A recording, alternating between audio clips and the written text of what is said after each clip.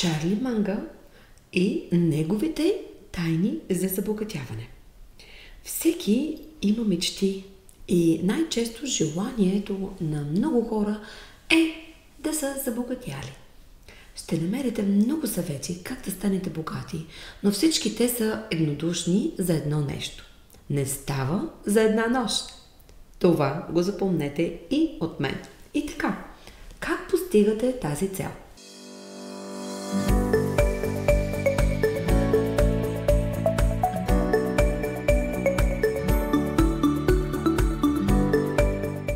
Здравейте, аз съм Антоанета и добре дошли отново в нашия канал Успех с Антоанета. В този канал ние говорим за бизнес, инвестиции и мотивация. Натиснете бутончето за харесване и споделете това видео с приятели и с вашето семейство. Докато го правите, не забравяйте да кликнете върху бутона за абониране, ако сте нови, така че винаги да научавате първи, когато качваме нови видеоклипове. И така, днес ще говорим за Чарли Мунгер и неговите 7 тайни за забогатяване.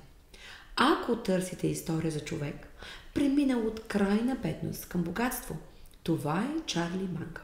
Той е започнал като работник в магазин за хранителни стоки, но е успял да натрупа нетна стойност от 2,2 милиарда долара. Мунгер израства по време на голямата депресия, когато хората се борят с сериозни финансови затруднения. Ако търсите съвети как да забогатеете, трябва да се получите от Чарли Мунгер. В това видео ще научите неговите 7 тайни към богатството. И те са: дайте на света това, което иска. Бъдете морални и много честни. Възползвайте се от малкото възможности, които идват. Бъдете много търпеливи и рационални. Избягвайте фалшиви гурута. Не усложнявайте нещата. Стремете се всичко да бъде максимално простичко. И се научете да инвестирате. Това е всъщност последното. Следвайте списъка с 4 стъпки как да инвестирате. Трябва да можете да разбирате компанията, бизнесът трябва да има трайно конкурентно предимство, ръководството на компанията трябва да е почтено и много талантливо и купувате подценени акции. И така, гледайте видеото и ще разберете по-задълбочено как той обсъжда всяка една точка. I'm going to try and just give an account of some ideas and attitudes that have worked well for me. I don't claim that they're perfect for everybody, although I think many of them are pretty close to universal values, and many of them are can't-fail ideas. What are the core ideas that have helped me? Well, luckily, I got at a very early age the idea that the safest way to try and get what you want is to try and deserve what you want. It's such a simple idea. It's the golden rule, so to speak. You want to deliver to the world what you would buy if you were on the other end. There is no ethos, in my opinion, that is better for any lawyer or any other person to have. By and large, the people who've had this ethos win in life, and they don't win just money, just honors and emoluments. They win the respect, the deserved trust of the people they deal with. And there is huge pleasure in life to be obtained from getting deserved trust. And the way to get it is to deliver what you'd want to buy if the circumstances were reversed.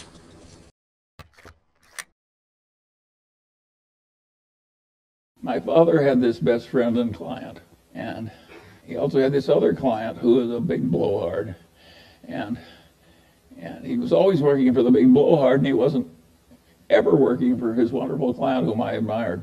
And I said, "Why do you do this?" And he said, "Charlie, you idiot." He says, "The big blowhard is an endless source of legal troubles. He's always in trouble, overreaching and misbehaving and so forth.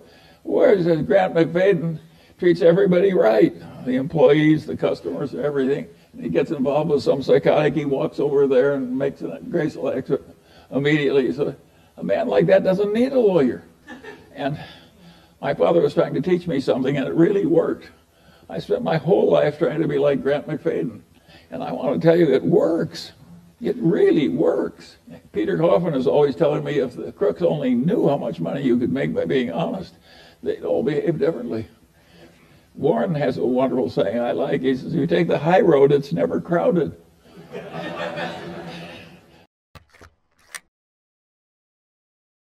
I had a grandfather who was very useful to me, my mother's grandfather, and he was a pioneer, and he came out to Iowa with no money but youth and health, and took it away from the Indians.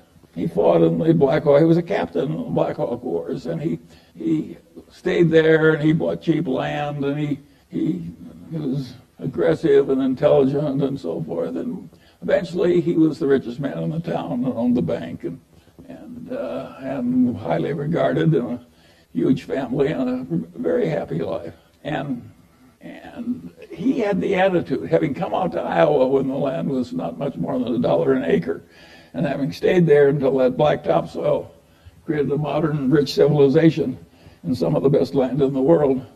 His attitude was that in a favored life like his, when you were located in the right place, you just got a few opportunities if you lived to be about 90. And the trick in coming out well was seizing a few opportunities that were your fair share that came along when they did. And he told that story over and over again to the grandchildren who hung around him all summer. And my mother, who had no interest in money, remembered the story and told it to me. But I'm not my mother's natural imitator, and I knew Grandpa Ingham was right.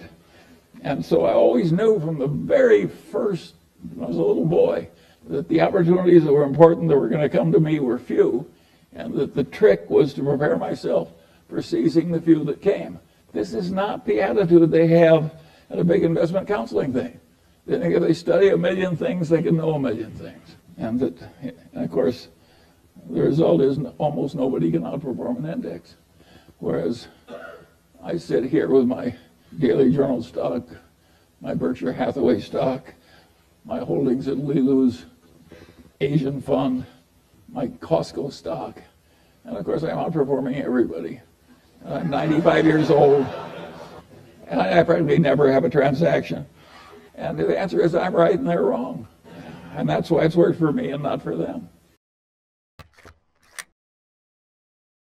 I look at the people in my generation who were the nerds who were patient and rational eventually did well, who lived within their income and worked at being sensible, and when they saw an opportunity, grabbed it pretty fiercely and so forth.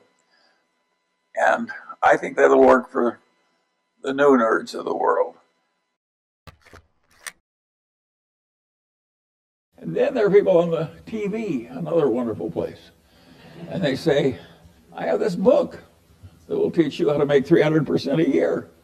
And all you have to do is pay for shipping, and I will mail it to you. How likely is it that a person who had suddenly found a way to make 300% a year would be trying to sell books on the internet to you? And it's ridiculous. And yet, I've described modern commerce.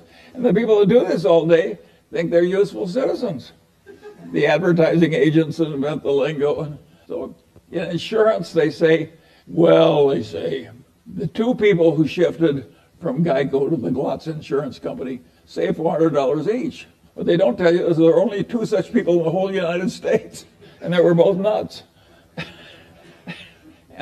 But they mislead you on purpose. And I get tired of it. And I don't think it's right that we deliberately mislead people as much as we do. In the investment world, it involves an enormous amount of high IQ people trying to be more skillful than normal. You can hardly imagine another activity that gets so much attention. And weird things have happened. And years ago, one of our local investment counseling shops, a very big one, they were looking for a way to get an advantage over other investment counseling shops.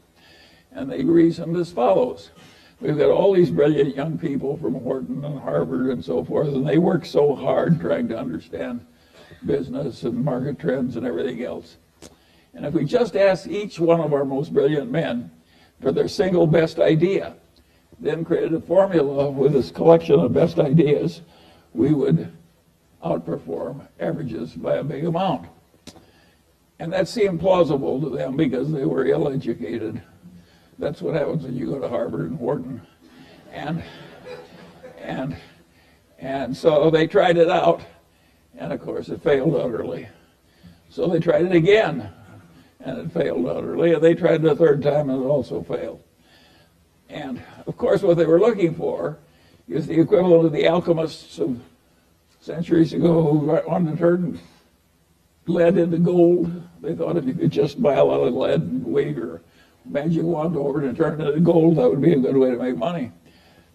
Well, this counseling shop was looking for the equivalent of turning lead into gold, and of course it didn't work. I could have told them, but they didn't ask me.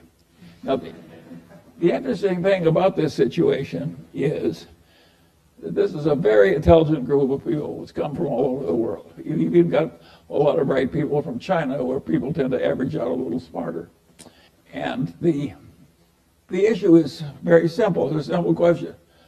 Why did that plausible idea fail? Just think about it for a minute. You've all been to fancy educational institutions. I'll bet you there's hardly one in the audience who knows why that thing failed. That's a pretty ridiculous demonstration I'm making. How can you not know that? But that's when you should be able to answer. It shows how hard it is to be rational on something very simple. How hard it is, how many kind of crazy ideas people have and they don't work. You don't even know why they don't work, even though it's perfectly obvious they've been properly educated. Now, at a place like Berkshire Hathaway or even the Daily Journal, we've done better than average. And now there's a question, why has that happened? Why has that happened? And the answer is pretty simple. We tried to do less. We never had the illusion we could just hire a bunch of bright young people and they would know more than anybody about canned soup and aerospace and utilities and so on and so on and so on. We never had that dream. We never thought we could get really useful information on all subjects, like Jen Kramer tends to have.